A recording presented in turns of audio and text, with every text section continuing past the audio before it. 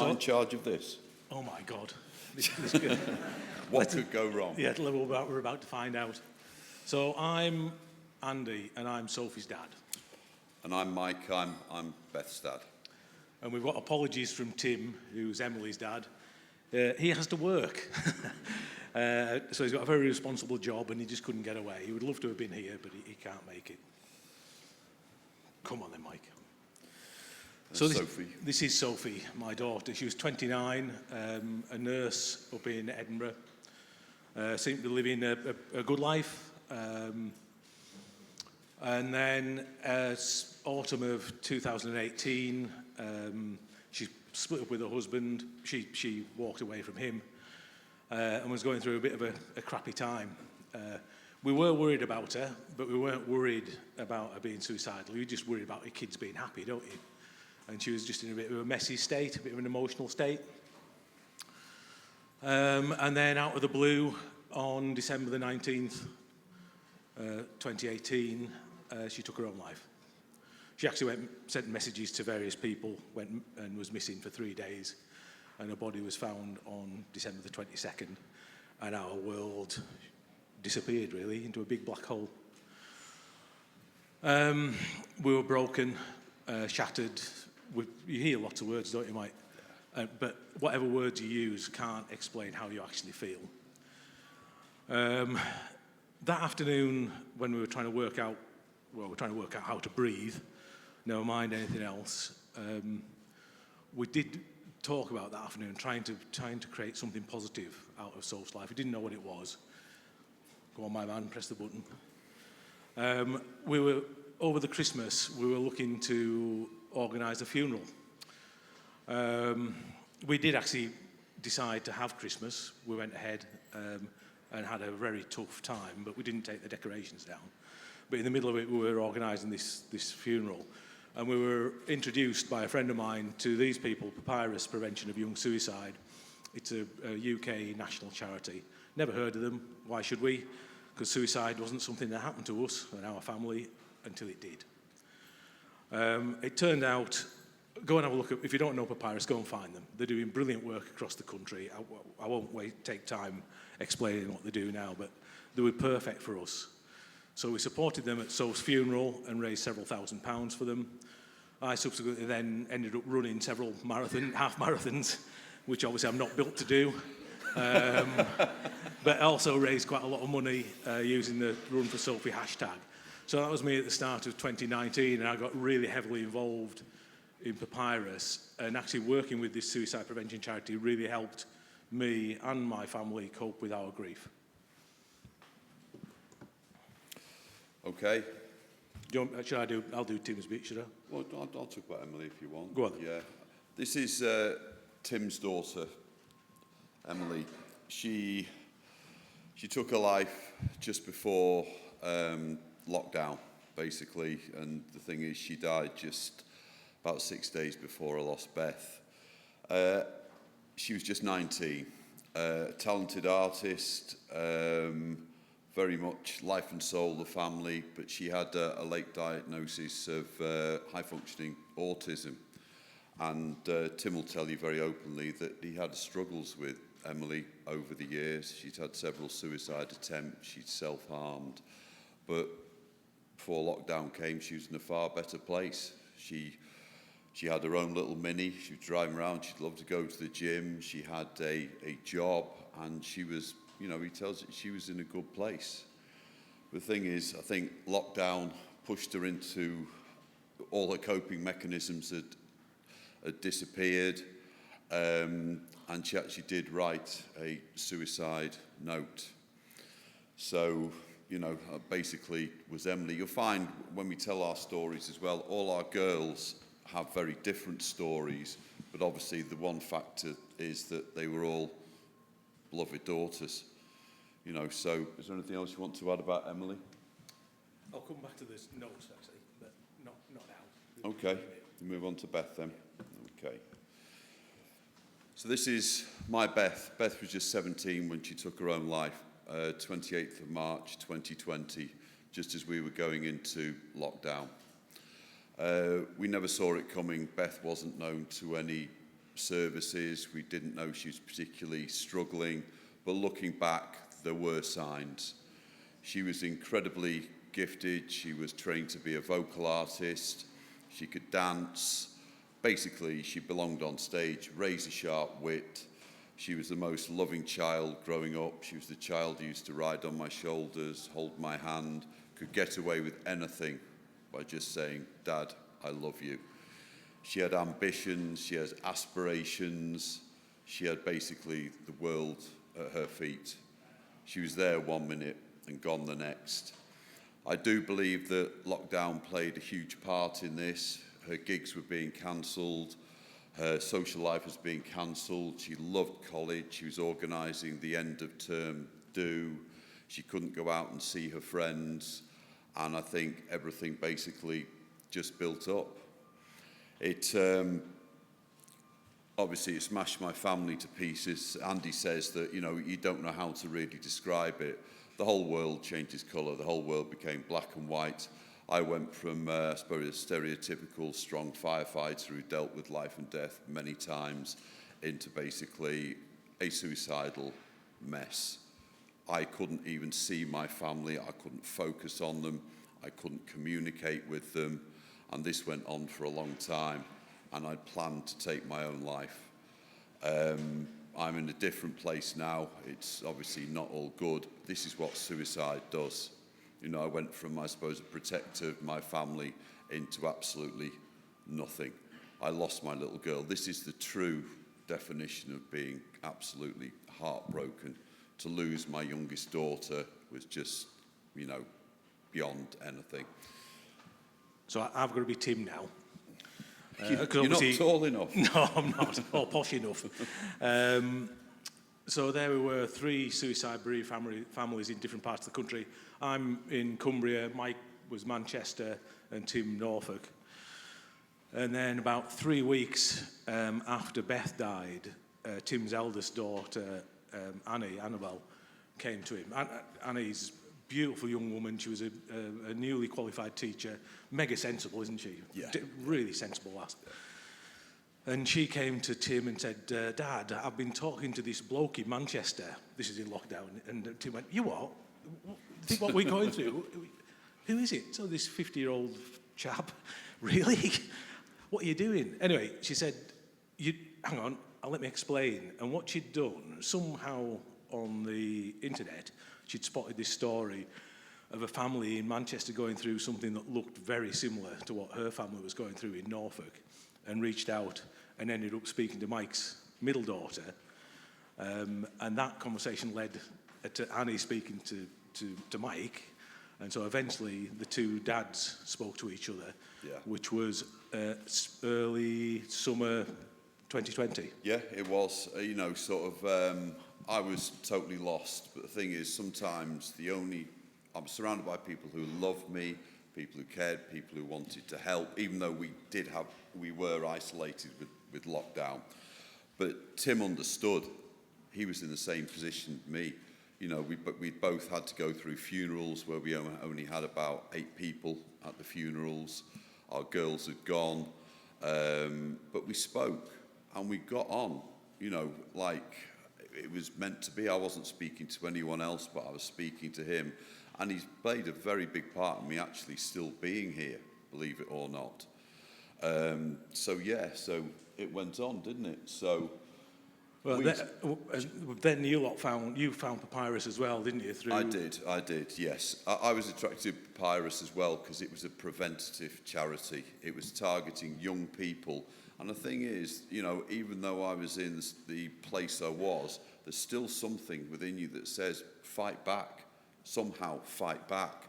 So I started doing courses with Papyrus, suicide prevention, suicide awareness. I did an assist course, but one of the courses I went to was a champions course that tells you what to do, protocols and whatever when you're volunteering for Papyrus. But I met a young man called Gregor, but I'd also heard along the line about this other guy who was doing stuff for Papyrus. He was described as a bit rough. He used to live on the hills, but he was someone apparently that I'd really get on well with. Well, that's not really happened, does it? I know. But I'd had this idea of myself and Tim. Tim lives in Norfolk, I lived in Manchester, and we wanted to illustrate that suicide's the biggest killer of under 35s in the UK. And how can we do that? Well, simple thing is, go for a walk. But then I heard about Andy, and I thought Andy lives in the lakes, and an idea was starting to form. Yeah, actually, that's what I should have said when we were introduced to Papyrus, when I came across it. The website at the time, the first thing it said on it was suicide is the biggest killer of under 35s in the country. And I remember looking at that at the time and thinking, that can't be right. Because if that's right, we should be doing something about it. And of course, it is right. And we've subsequently found out there's lots of things happening, but my God, we can do a lot more. Anyway, that Gregor that Mike mentioned was my son, who was actually at Liverpool University at the time, and we went across to Warrington to this course and ended up sitting next to this mank. And they got talking, and Gregor phoned me that night to say, I've been talking to this bloke on the Papyrus course, and he said, he asked me whether I was up for another challenge, and Gregor said, well, I don't know, here's his phone number, give him a ring. And so, in all honesty, I forgot about it, because that course was on December the 11th, 2020, which was the day before what would have been Sophie's 31st birthday, a week before what would have been the second anniversary of her death, and obviously Christmas. And for those of you who have been bereaved by suicide, anniversaries are painful. And so Gregor meeting a bloke who wanted to do a challenge was irrelevant, really. Anyway, if you jump forward to the spring of 2021, out of the blue, I get a phone call. Hello, I'm Mike. And we talked on the phone, like many subsequent conversations. Talking to suicide bereaved parents is really powerful, because you don't have to explain how you feel or what you've been through. You know it. They've lived it. You're living it. So we talked about our girls.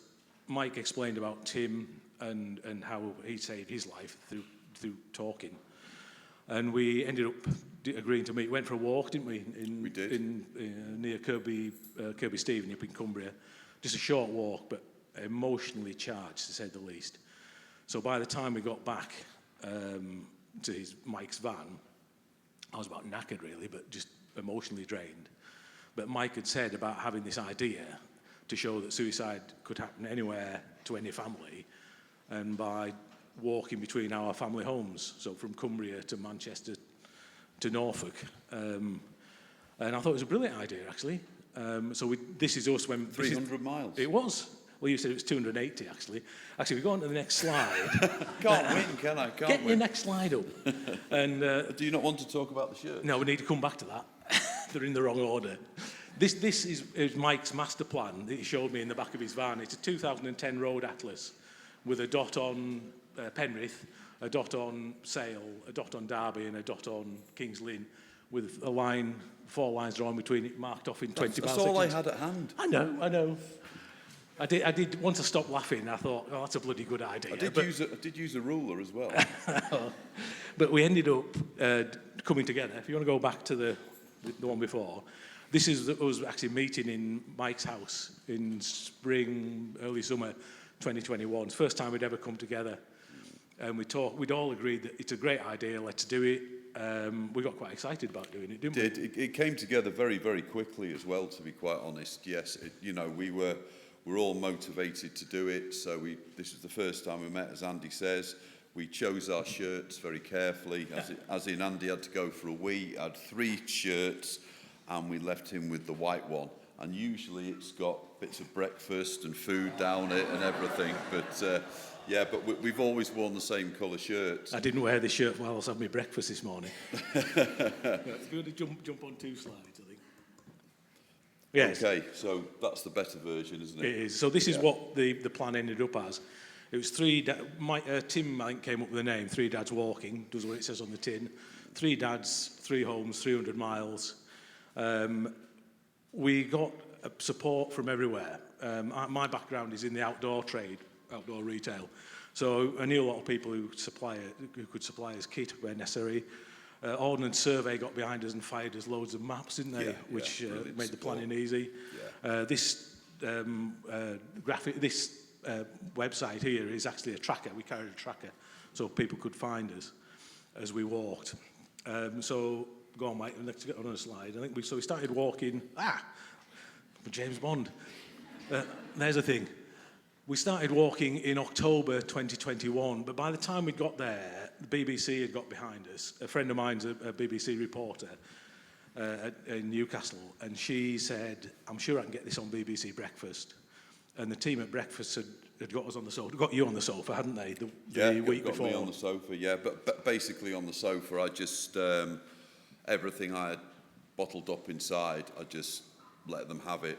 You know, I told them, you know, sort of as it was, as raw as it was, but it seemed to work, didn't it? You know, it's you've got to remember as well. You know, we are raising money for Papyrus because we believe in what they do, and it's vitally important. But also, we realised the awareness. Yeah, the money. Actually, our original target: 3 dads, 3 homes, 300 miles. It was £3,000 each. We were looking to raise, so £9,000 altogether. By the time Mike came off the sofa that day, it was over £40,000, and we hadn't walked. But as he said, the money was a byproduct. The critical thing was getting the country talking about suicide prevention and suicide awareness and introducing people to Papyrus. This one, it was a bit weird. It was the day before we walked, so it was actually only when Mike was travelling up to Cumbria and Tim was travelling up to Cumbria, we got a message from Papyrus to say that Daniel Craig had just donated £10,000. And they'd got permission to use his name. And this is the social media thing they put out. At the time, the last James Bond film had just come out after a 2-year hiatus, waiting for it to come out. So he was the highest profile film star in the world at the time. And so our social media went ballistic. Our phones didn't stop. And the money started to pour in. On the Saturday morning, next slide, please. Well, he got our chiselled good looks. Chiselled good looks, yeah, that'd be right. Sort of related. He's going to be in the film, isn't he? Yeah, but it just shows you, you know, sort of suicide, mental health issues do not discriminate in every walks of life, and we you know, we realise that. And this was the following morning, standing outside my front door with the photos of the girls. We walked up to the Village Hall car park, where our walk was actually televised live on Saturday morning on BBC One. That 3 athletes, look. Yeah. But a fine example of man-spreading, isn't it? Yeah. It was amazing. Well, but it was, the support that BBC gave us was phenomenal. Crack on, Mike, we better get through these. Yeah, better get through. This is, the fine bodies of athletes on the move.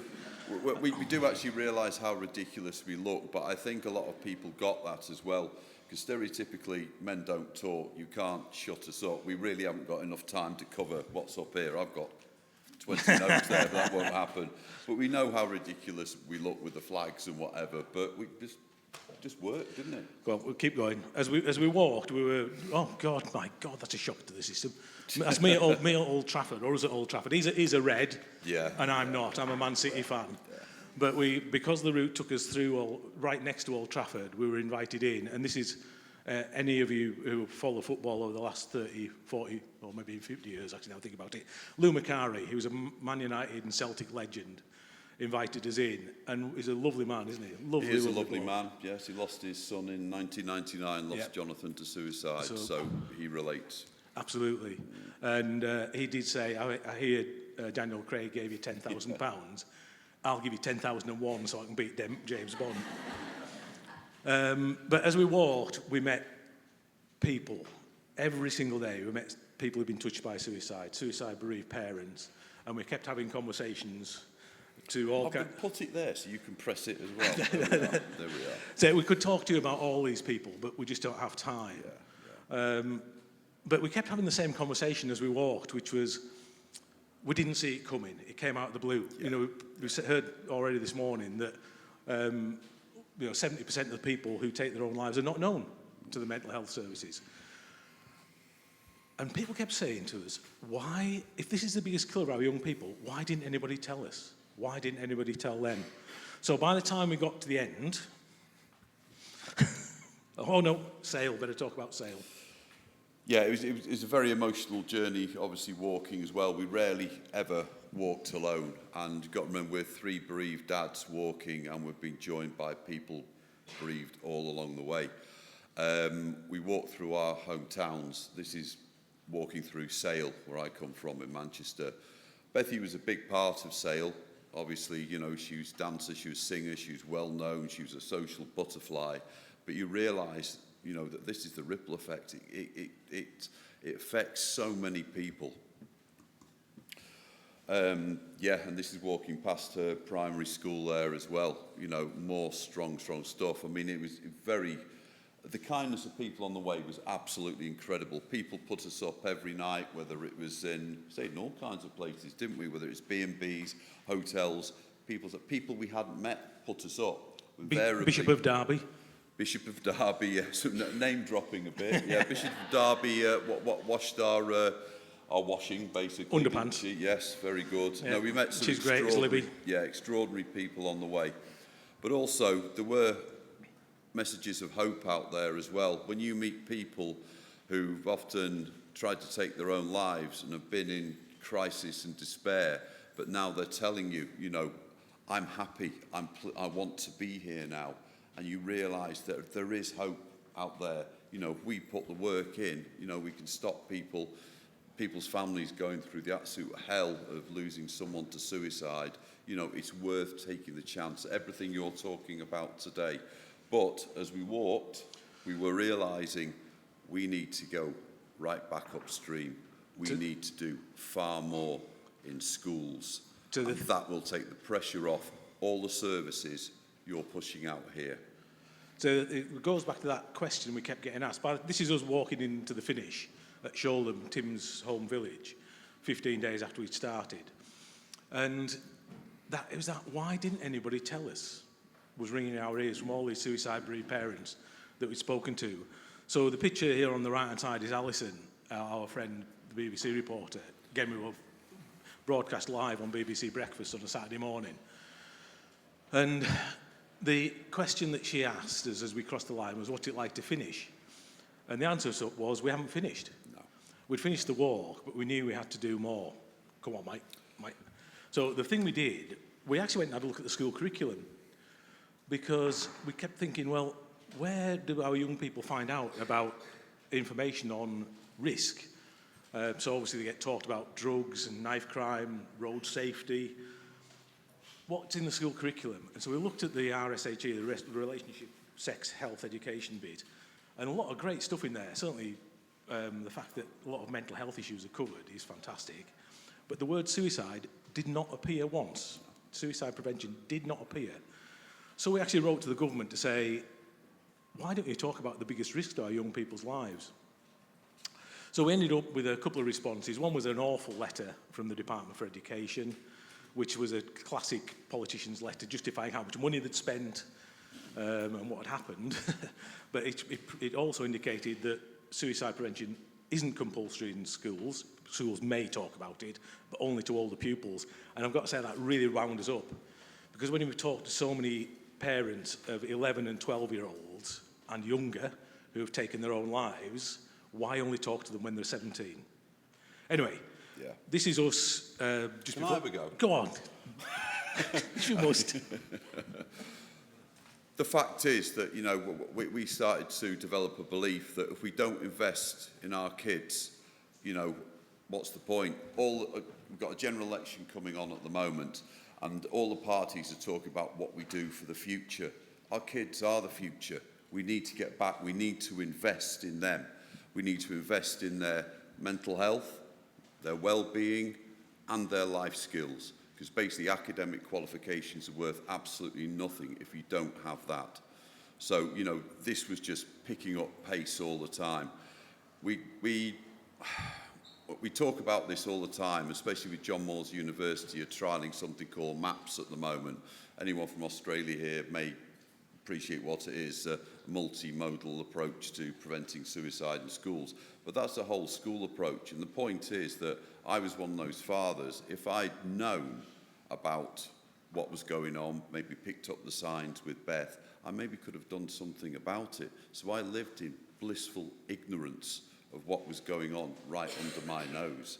So to take all the strain off the services, I do believe if we put far more into schools, teaching suicide prevention in a age-appropriate and a sensitive way, and backing it up with all these life skills and all the rest of it, I believe we can make a huge difference.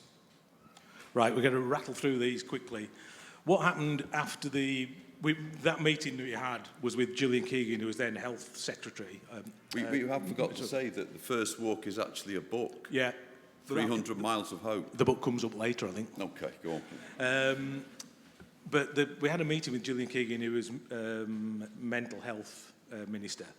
I can't remember officially now. Anyway, we had this meeting, and she said she would take it up with her colleagues in education because it was a cross-government issue. And of course, the government fell apart because Partygate started the week after. So we decided we would go for another walk. This time, this was 2022, we walked between the 4 Parliament buildings of the UK.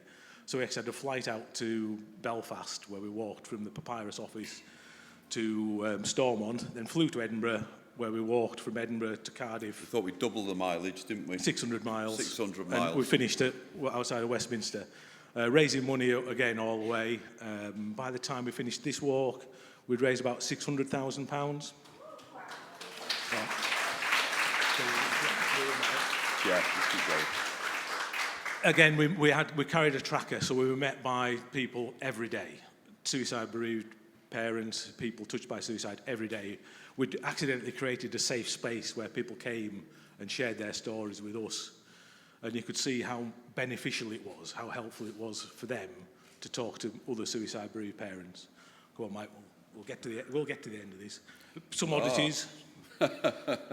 Yeah, we stayed with some amazing places. We stayed with Andy Burnham, the Mayor of Manchester as well. So we had, well, this is just what happened. It's extraordinary life we're sort of leading. You know, we ended up on the red sofa again. Yeah, and just amazing. You've got more bereaved families there. Yeah. Running alongside it, we actually ran a government petition on the government website that asked for suicide prevention to be made a compulsory part of the school curriculum. You needed to get 10,000 signatures to get a response from the government, a written response, over 100,000 for it to be considered in Parliament. It ended up with about 160,000 signatures. 60 odd, yeah. And that petition was debated in February 23, I think it was. It was. Which is the picture at the top. About 40 MPs turned up, half of them spoke. Without exception, they said, we've listened to what these fellas have said, and we've gone and done our research, and they're right. The only way to prevent suicide is to actually talk to people about it. It's not rocket science, is it? No. Yeah. But it was great to have, you know, all the MPs there. So we realised, you know, it's bigger than politics. It needs to be cross-party, cross-department. We all need to work together. And to sit there and watch the support we got there, we realised, you know, this is what we must do. So we ended up talking, then the rest of that year, we spent a lot of time in Westminster, mainly at the Department for Education, where Gillian Keegan, who was at Health, was now Secretary of State for Education. She's also been touched by suicide. She gets it. But we realised that the machinery of government is a horrible piece of machinery. It basically doesn't work. It doesn't change. It's designed to stand still. But we were encouraged to keep going, and we were asked to introduce the people within the Department for Education to all the experts that we met along the way, whether they be suicide prevention charities or many of the academics.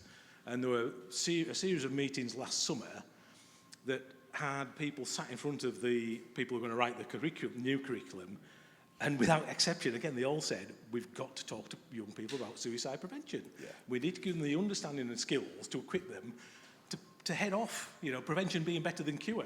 Let's get way upstream. So that happened last summer. There was a new curriculum due to come forward for consultation in autumn last year, and it didn't. Then it was going to come forward for consultation at Christmas, and it didn't. The schools minister changed. The chap this chap here, Nick Gibb, had been Minister for Schools for quite a long time, and we'd sat in meetings with him that had turned from whether we should have suicide prevention taught in schools into how to do it safely. Yeah. And we'd seen that process happen. We'd seen the penny dropped with the bloke who was the gatekeeper. Anyway, he got reshuffled out, And we had a meeting with the new Minister for Schools, Damien Hines, in January the 9th this year, and it was quite clear he'd not read anything. No. He'd not read anything that had been delivered the previous summer. To say we were pissed off was something of an understatement. I knew he was going to swear at some stage during this. Yeah. Pissed off. Yeah, but Anyway. it was hugely frustrating because basically he hadn't gone back and looked at everything, all that work that had been done. But I think it's one of these cases as well, sort of Department of Education, if they don't have to address it, won't address it. And this is one of the most important things they could be dealing with, isn't it? Yeah. So we decided we would keep asking the same question. If suicide is the biggest killer of our young people in this country, why don't we talk to them about it? So we asked the question again, but, money. Yeah, so the fundraising, that was the day that our Just Giving page clicked over £1 million.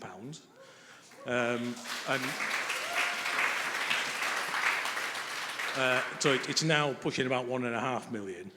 But critically, what it's done for Papyrus, they had loads of development plans. When we first got involved, they had 5 offices across the country. They've now got 18, and calling them hubs rather than offices, aren't they? Because they realise... Are you? Yeah, I'm saying the hub word. I struggle with hub, because they're still an office, but the idea, it lands in this community, and it manages to link people and services together. They're doing some great work across the country. So they've got 18 hubs across the country and more to open. Yeah. And one of the critical things they run is Hopeline. It was Hopeline UK.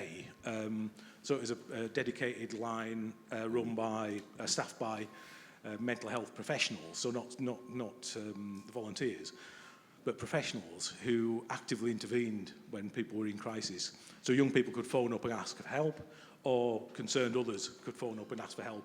It used to run 9 in the morning till midnight. With the money we've raised, it actually allowed them to recruit and train, so it now is 24/7 service, which is fantastic. Go on then. We're nearly there. We're nearly So, we thought we'd go for another walk. So, how long we've been back? A couple of months from this one, haven't we?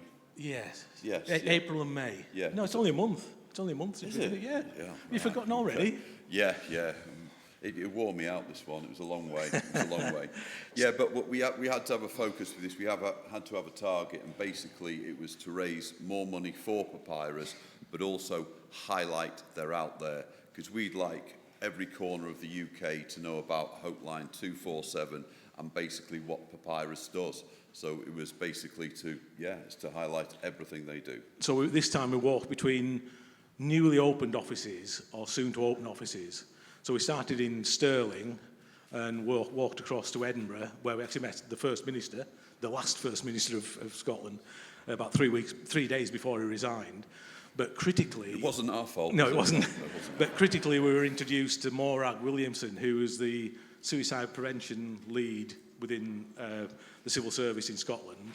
And through her, we were then introduced to Hayless, who was the delivery lead for Scotland. So we met the people on the ground who were actually doing the work. And actually, Hayless... I should tell you where the route went first. So after Edinburgh, we went to Newcastle, through Richmond, Rishi Sunak's constituency, so he had a chance to walk with us. An amazing place called Barton as well. Oh, hang on, got to Barton yet. The Prime Minister didn't turn up. He wasn't there, to be fair to him. We then went to Leeds, Hull, and you're right, across the Humber Bridge to Barton. Had to meet Barton because of the reception we got. It was fantastic, wasn't it? And then we finished the walk in Norwich.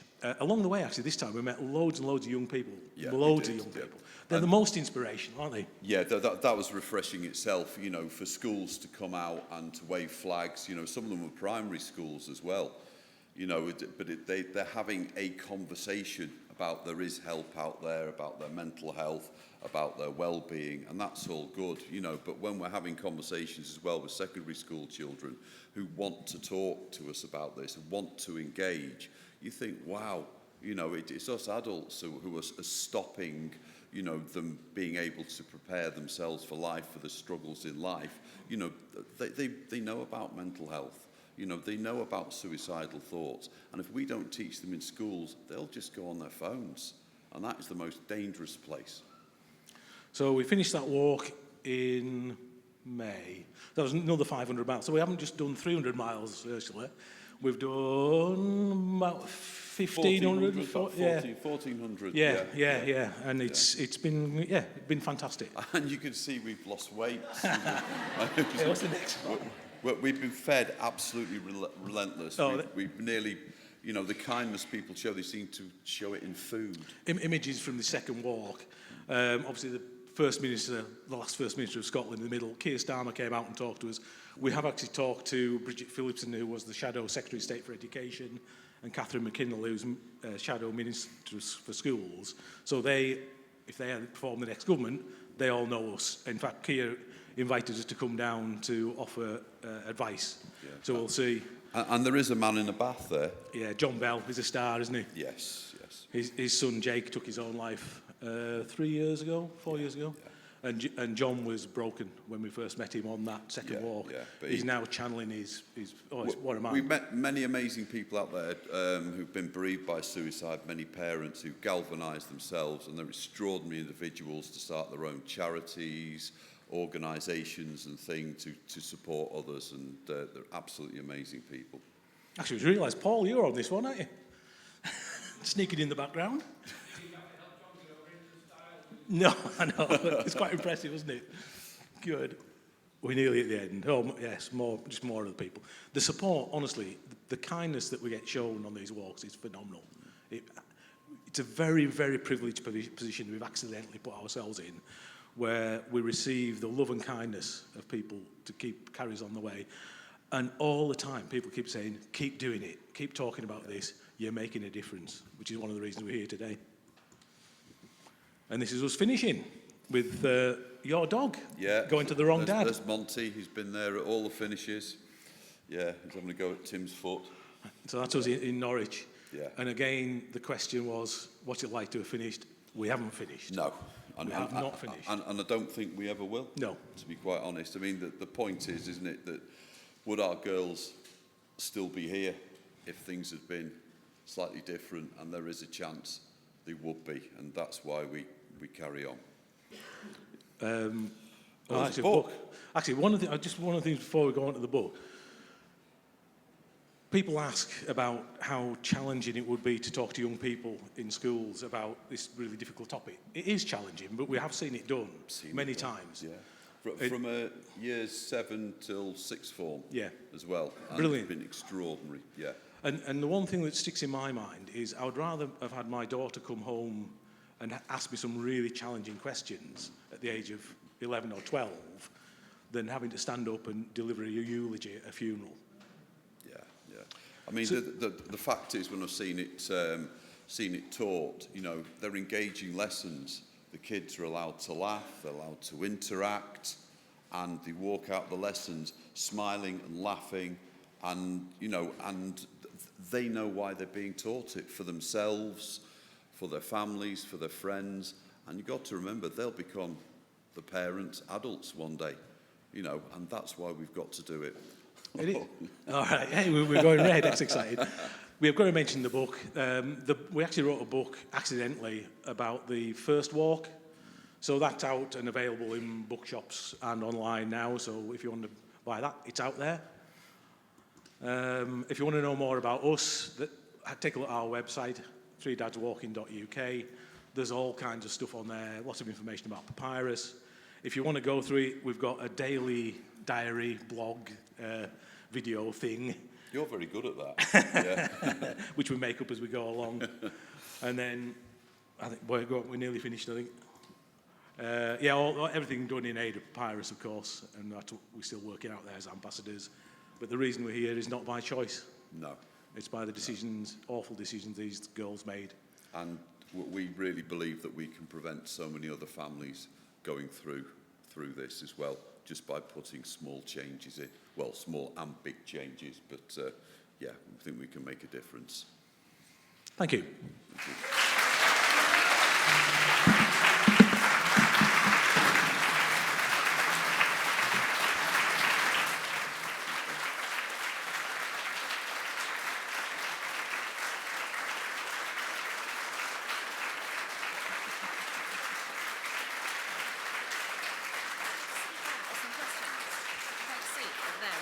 yeah, couple of okay. questions. Yeah, absolutely.